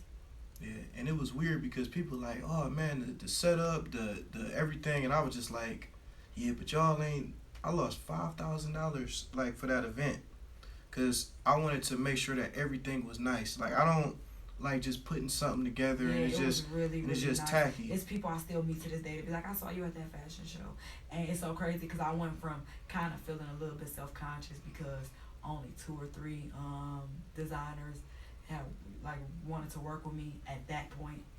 But then the day the show came, here I come dragging in a tote. I got enough shoes for any designer that don't model that don't got shoes to wear. I got extra blazers. I got suspenders. I got makeup to help with this one makeup artist down there. I'm in the basement helping her. Now everybody like, you know what? I like you. Can you fit this? Put this on. I went from only being reached out to by 2 designers to walking for damn near every designer that day. So I feel like, and since then I done met different designers that outfitted me and my dancers for shows and all of that. So that was a big networking move for me. So it sucked that you lost out on that, but I gained a lot from that situation, and I really appreciated that. Yeah, and I mean the thing is, like, you gotta invest in yourself in order to gain later. I'd rather lose 5,000 to gain 5 million later. You know what I'm saying? And the thing was, that was a chance for me to meet you, and then everything I do is to network and to build. You know what I'm saying? Like, me and you gonna make some money in the future. Told you, I'm gonna make you rich one day. You know what I'm saying? I'm gonna cut you a nice check. And it's speaking into existence. Like, I put my horse blinders on and I go. I don't give a fuck if this person don't believe me. When I came out, remember them ties you wore? One of my uncles told me. First of all, my tie broke. It broke? You know, you gave me that one with the little wood thing on it, and like one of the little things broke on it like a couple weeks ago. I'm hurt. I got. I was gonna save it. I was gonna wear it for like a video shoot. I got one in my bag. You can have. But my uncle told me, he was like, ain't nobody gonna pay that much for no damn tie. Nobody gonna buy that shit. And I was like, watch. And a year later, First of all, the person who made a Gucci belt their family probably told them nobody gonna pay $500 for that belt. Louis Vuitton family probably told them nobody gonna pay $650 for that. I just spent $660 on a. First of all, and the belt don't go with shit. I should have just bought the brown one so I could wear it with everything, just like all the niggas that sell drugs. I only bought the white one with the pink on the other side. So now I gotta get a purse or a shoe to go with it. So now I just sitting there collecting dust until I feel like I can spend $1,200 that I don't need. But right now I got Papoose want $500 for this, and I don't see me spending that on that when I can do this later and dub back on that. You feel me? Like, right now, that's another big thing that I've been working on, like being able to like upload these shoots and take like fly pictures. And I've been going on my way to put on shit that ain't even no super duper designer label shit, just to show y'all like this shit look raw. Y'all wondering where all of this came from. This bustier came from City Trends. I bought these jeans off Amazon. These heels costed probably about $20. I got on $100 worth. My wig probably about $300-400, but the outfit probably like $60. And y'all on here, and here I am, 500 likes. Y'all feeling like I'm a fashionista, and I done bought this out of City Trends.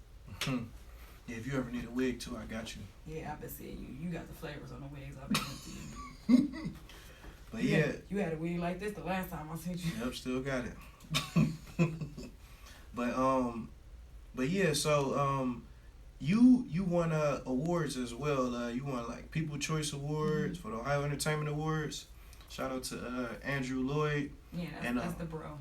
Yeah, like and currently you working on a couple different things. You got a single that's out right now as well. Mm-hmm. Can you talk about that?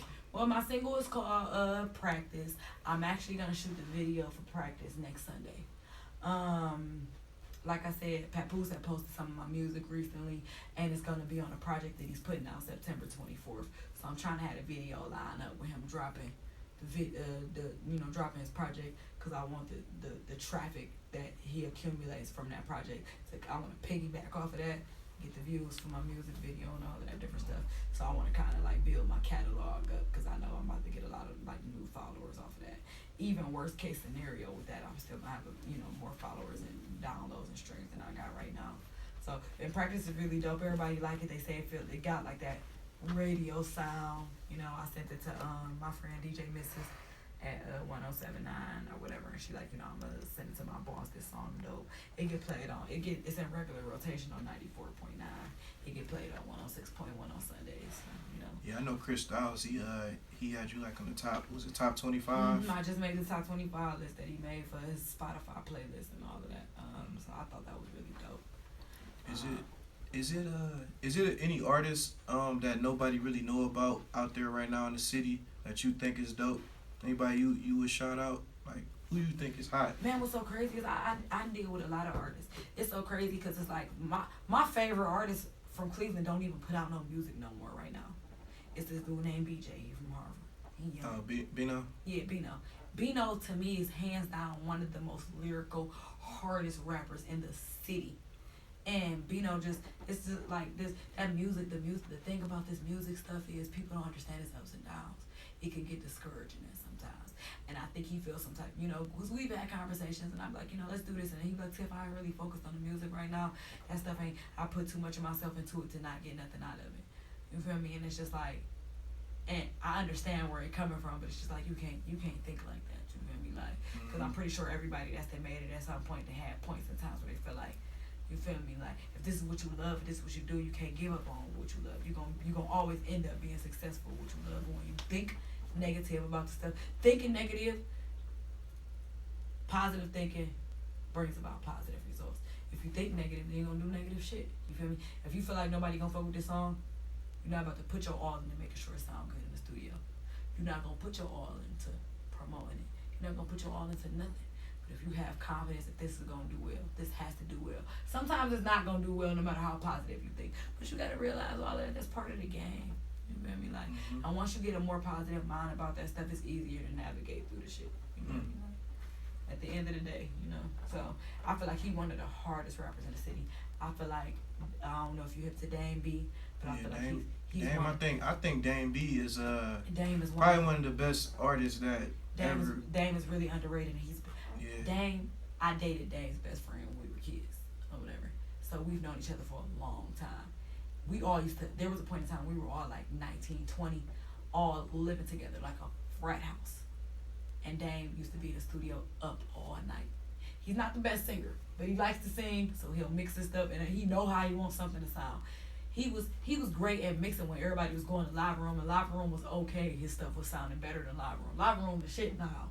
Live room wasn't always the shit when it was on 55th. You remember, like it was cool, but certain songs, you sound like you was rapping in a cup. Dame was he was a dog back then. He's raw. He can make beats. And he can shoot videos. That project he came out with, that. Applewood, because I remember when I used to be on West 6, he'd be out there like, it's just the confidence. Yeah, he had to go to therapy. He used to go to therapy at Applewood, stuff like that. Yeah. So yeah, like Dame and Dame is somebody like really had a story. He didn't have his mom really active in his life. Dad, sometime he got his sister. He pretty much raised himself. He got into a relationship with a girl that was way older than him at a young age and dealt with her because he needed to. You feel me? He had nowhere to go. Dame, it's so crazy. Dame, if you listen to the stuff that you hear about Dame, you would think Dame is not shit with a bunch of kids and all of that. But Dame didn't really learn how to be a good dad or a good man because he wasn't exposed to that. And that'd be a problem, you know, nowadays. People look at people like they so fucked up, but nowadays it'd be like upbringing is a big part of that. Sometimes you don't know how to be a good friend because you've never been shown how to be a good friend. You never had good friends. You don't know how to be in a relationship because you've never been in a good relationship. People are normalizing dysfunction and shit like that these days. But Dame is like one of the most underrated artists in the city. I feel like Rika is a really great singer. She need to work on her image and stuff like that, but her voice is amazing. You feel me? Like it's a lot of. Say Rika. Yeah. Okay. Yeah. She was real popular a few years ago for like the sideline girl and stuff like that. I feel like all of us need a little image consultant, but nowadays because social media is such a big thing, A&Rs and record executives or anybody that got a bag to invest in somebody, they don't want to invest in nobody unless it already seems like they got their own thing going on already. Nobody really puts a whole lot of work into artist development anymore. You know, back in the day, all you needed was the talent. And if you had the talent, they'd work with everything else. We gonna get you a stylist. We gonna get you some wigs. We gonna get you some clothes. We gonna make you look good. We gonna have this famous dude act like he your boyfriend or your girlfriend, so everybody can start gossiping about it. Don't nobody work on that no more. They only want somebody that's showing them that they want it. I try to help artists like with they image, cause people don't listen to music first. They listen to music. They listen to music with their eyes first. Yeah, that's why visuals is a big deal these days. Yeah. Like even now, I'm not even doing features with nobody unless they planning on shooting a video, cause I have all type of weird stuff going on. There are dudes who will book sessions and pay me for features just so they can be in an intimate setting with me, with just me and them. So I go look into it. Let me hear some of your music. I want to go see if you actually promoting. If I go to your page and you say, hey, let's do a song, and I ain't seen you post nothing in over 30 days about your music, I'm not about to play with you. I'm not about to even waste my time or waste my verse. So unless you're planning on putting out a visual to this, because nobody just, you got 2,000-3,000 followers. Only your friends just about to click on this link. I'm not about to waste my time on that. And not trying to act like I'm better than nobody or act like I'm too good to do songs with nobody or nothing like that. But it's just like after a time where you've done a certain amount of work, you've accomplished a certain amount of stuff, you're supposed to know your worth. That's why you should never feel no type of way about nobody saying nothing about what you charge for anything. Because at the end of the day, somebody gonna pay for it. If you feel like your liquid gold is worth $100 a fucking bottle, somebody gonna pay for it.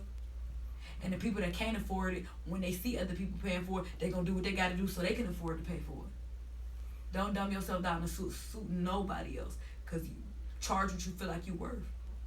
Yeah, I don't even look cheap. So like, what the hell I look like charging a cheap price for? And like I said, like I looked it up today. It's like over 7-8 billion people that live like in this world. You know what I'm saying? So it's like all I need is like 100,000 people to spend $50. Like I'm up. You know what I'm saying? Right. So yeah, that's what's up. Like, have you ever thought about doing like motivational speaking or public speaking? I used to be a vocational after I graduated from life skills. For a little while, I did like vocational speaking, just because I've like been through a lot. So my teacher used to want me to like come and like talk to like the younger girls who they felt like was going through that type of thing, because like I said, after my grandmother died, I started getting talks. First of all, I was a virgin, and I'm having sex, getting drunk, going out, doing all type of unnecessary stuff, just dragging my property value down because I'm out getting drunk and not even. You feel me? Like, property value go down when you just out here fucking and getting drunk. Now you just a little drunk bitch. You ain't nobody wants you to be a girlfriend. Stuff like that. But yeah, like but the reason why I dealt with stuff like that. So yeah, like the people like me, I haven't done nothing like that recently. It's crazy because I hadn't really been through a whole lot back then. I'd have been through so much more. I feel like I got so much more to offer, girls and stuff like that. And that was my whole thing for Trap Barbie. I didn't really get a chance to put it out there the way that I wanted to. I wanted people to understand what a Trap Barbie is. You feel me? Growing up as girls, our idol was Barbie. We looked up to Barbie because Barbie was a dentist, a doctor, an actor, a model. Barbie did everything. You feel me? Like, but in today's society and in our neighborhood and where I come from, well, everybody don't have them same opportunities, but that don't mean that we ain't successful. That don't mean we ain't doing what we gotta do. That don't mean we ain't making money. So nowadays, the letters in Trap was always said that they stand for take risks and prosper. So nowadays, everybody don't get the opportunities to become a doctor, a veterinarian and stuff like that. But that don't mean you ain't doing what you gotta do.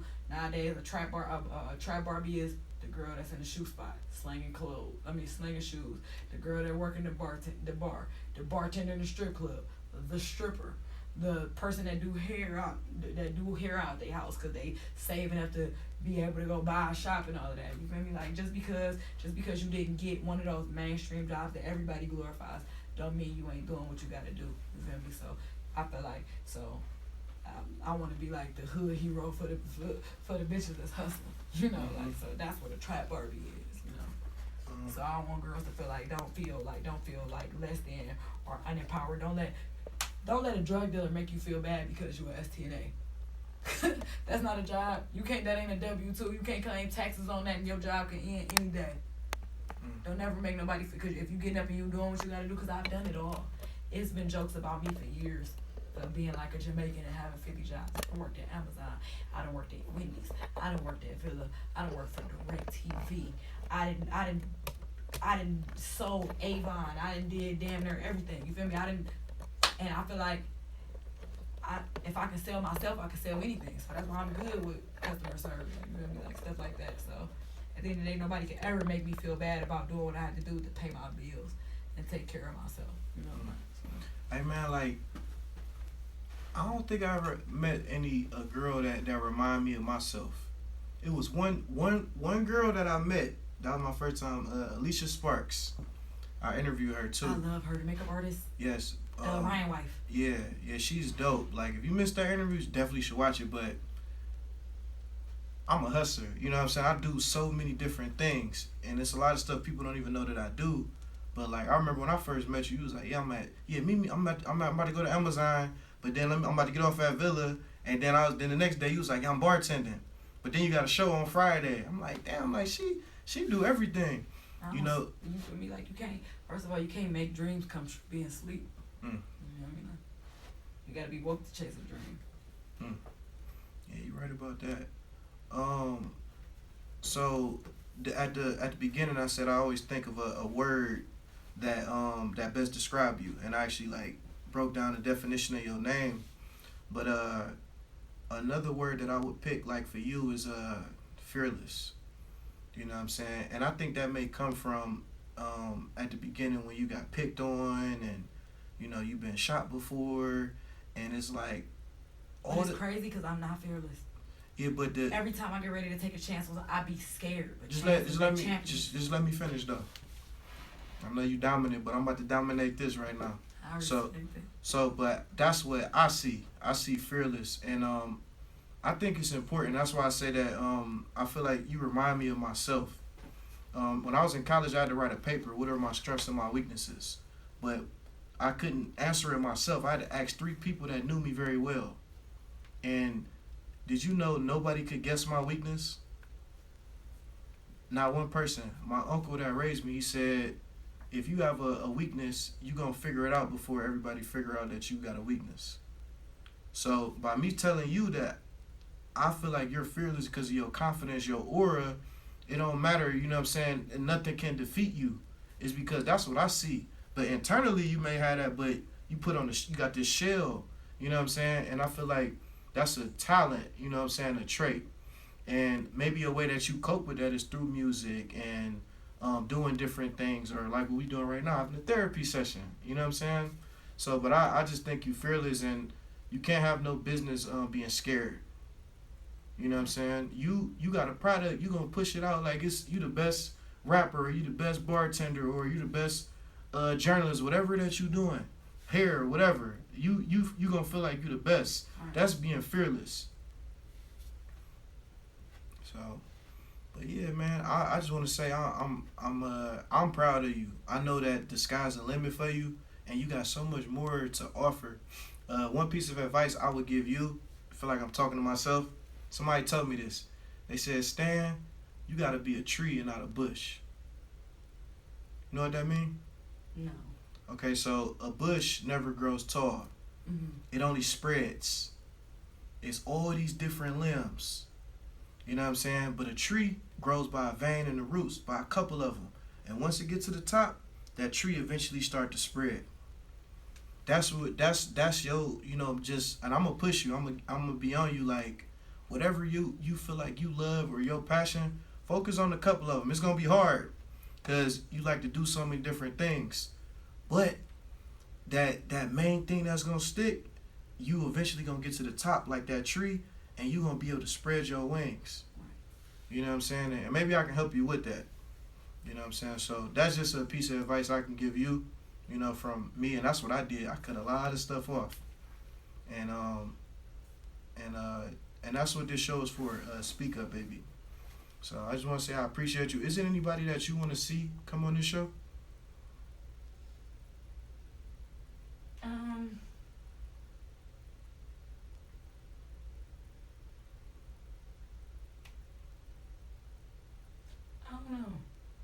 I don't know. I mean, most people that I kind of like look at and, you know, want to know more about, like, their story. You know, I'm straightforward. Even before this, I'll ask anything I want to know. But anybody that if I was to, like, think about anybody that I just wanted to, like, watch them, like, interview with you and listen to stuff about them, it'll probably have to be Anybody that you see in the city, like, you could see, like, maybe on the up and coming, or somebody you think that's dope, or somebody Matt. The one that on the well, this show is only for women though. Oh, it's only for women. But I do. But females, I can't really. I don't do. really know a lot of. I don't know. I do got a show for men though. It's called Cigar Talks.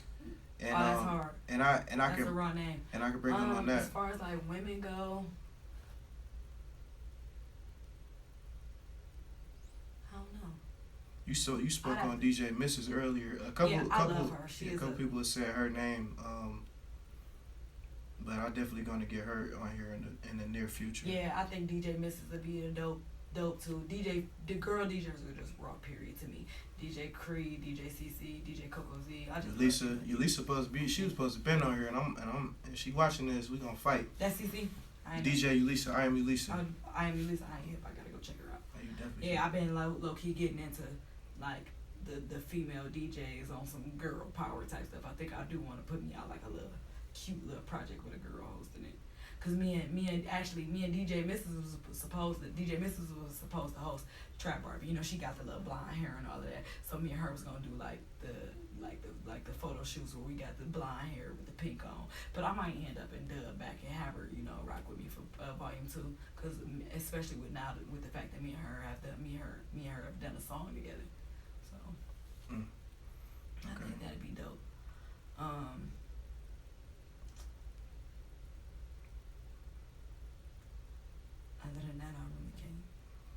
She said, "Bring me back on here." I really can't think of nobody else. I don't know.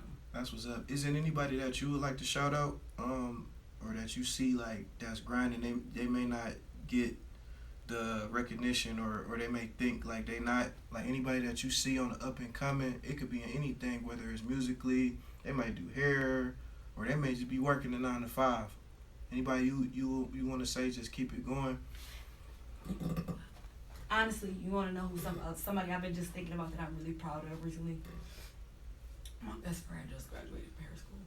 Me and her are, planning on opening a shop. We're going to call it like 50 Shades of Slay or whatever, So it's kind of like, it's not just like a shop. It's kind of like a beauty mall type thing.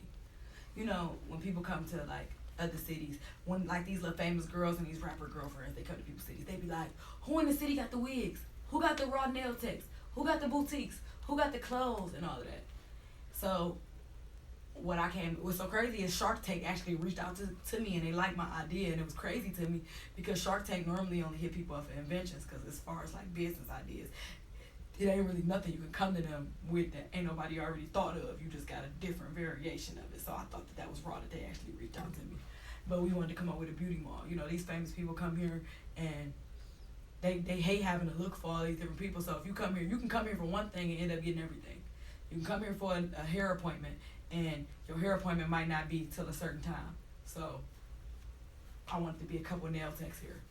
All these different boutiques that's these girls selling all these fly clothes out their house and stuff like that can pay a rental booth and can set it. Because when you in a shop, I noticed during the shop experience a lot goes on. If it's a shop that you go to all the time, people come and somebody will come in there selling food. If you've been sitting there long enough, you come buy the food. A booster coming in there with a black garbage bag full of Victoria's Secret drawers, purses, you gonna buy the purses. If somebody coming in there selling perfume, you gonna buy the perfume. Somebody coming in there selling DVDs, all of that. You feel me? Like, so instead of you going to all these different places because you gotta go get your hair done, go get your lashes done, it's a whole mall dedicated to you. You feel me? You being fly. So if you waiting to get your hair done, it's a nail tech right here that can take you. It's a lash tech right here. You heard from out of town, it's a massage. So you can go get a massage. You can go get this done. It's this boutique girl selling these outfits for tonight and stuff like that. And the way I want to do it is a lot of times, a lot of girls don't go to shops because they can't get the whole shop experience because they got kids and stuff like that. A lot of people can't work in shops because they got kids. So we wanted to work on having like a daycare attached to like the nail shop where you would pay an extra $5 an hour while you're there for somebody to watch your kids. And we got a monitor so you can see what they're doing the whole time while you getting your hair done and all that different stuff. Then my friend, she got her like vendor's license. She cooks and caters. So having some type of either like her like a food truck or something like that where they can cater to the people that's in the shop. Stuff like that. So just be like a whole kick it. Then had some girl barbers. I even had the little design made. You know how they got the barber thing that's like red, white, and blue? I had this somebody make me one where it's like a bunch of different shades of pink. Because then it's going to be called 50 Shades of Slay. And when we decided that we were going to do this and decided to pay for the name and LLC the name and stuff like that, we had to sit down and really think about the business aspect of it before we just start trying to promote this. First of all, at least one of us has to have a license to do this. One of us got to get our credit approved, so get our credit together so we can either, if we get a loan if we need it and all of that. So we did it like this. She had the most hours in school. I had the highest credit. So I'm going to work on my credit while you work on getting these hours. And we worked together. Stuff got hard. She dealt with her baby daddy, all type of crazy stuff. Him not wanting help watching the kids. It got to the point where because I wasn't working and I only bartended that night, you drop him off to school, I'm going to pick him up. You know what I mean? I'm picking him up from daycare. We going to do this. She just graduated last month. It was hard. It was to the point where her car was messed up, so now we got to depend on my car. My car barely running. You feel me? Like, and it was points where she wanted to just say fuck it and quit, and she didn't. And I'm really proud of her. And I really can't wait to everything we've been working on come to life, because she done went through a lot, and a lot of stuff that she went through at that point in time when I was going through that same stuff, I gave up. So she's stronger than me, but I ain't really had nobody to help me. You know, all I had was me. And it's so crazy because we've only been friends for probably about 5 or 6 years, and in the 5 or 6 years that we've been friends, it ain't been a time I needed her for nothing where she ain't pulled through. Even if she didn't have it and she only had a little bit, she gonna break bread and we gonna figure out the rest. You know what I mean? And I'm so proud of her. I'm so proud of everything that she accomplished, everything she trying to do, and everything I see her becoming. You know? We getting to the end. One thing I want to say is I appreciate you being like real. Like a lot of people on like online, like they kind of like, you could tell they only show the good, but you show everything. Like you show the things you've been through. Like you actually show your story and your journey, and that's what I admire about you. You know what I'm saying? You just being so real and honest and resilient. You know what I'm saying? So I just want to say I appreciate you for that, and I really appreciate you for taking the time out. You know, to sit in the hot seat right there. You know what I'm saying? It's gonna. I wear on my heart on my sleeve. If it happened to me, I don't. If you bold enough to ask me, I'm bold enough to answer. You feel me? I don't bother to put on airs. When you put on airs and try to hide who you are, people go out their way to expose you. Mm-hmm. I don't believe in blackmail. I don't believe in giving nobody an opportunity to tell nothing about me. If you bold, like I said, if you willing to ask me about it, I ain't think you was gonna ask me nothing about me dating no girl. If you bold enough to ask me, I'm bold enough to tell you. I ain't shy. I ain't ashamed of nothing I've been through because I'm proud of who I am. Everything I've been through, good and bad, contributed to the person I am right now. Yeah, boy, I always say, born to lose, built to win. Mm-hmm. To end it, what advice, or just like, do you live by a certain quote, or like, how do you want to end this? Because we're gonna work on getting your public speaking, because you very you're motivational and you inspire people. You know what I'm saying? So what can you leave them with? If it's anything that you're passionate about, anything that you even care enough about to want to try to look into trying to pursue. If you ever thought or got discouraged about it at any point in time, just remember that you miss 100% of the shots that you do not take. Plain and simple. And there you have it. Speak Up Baby, Instagram celebrity.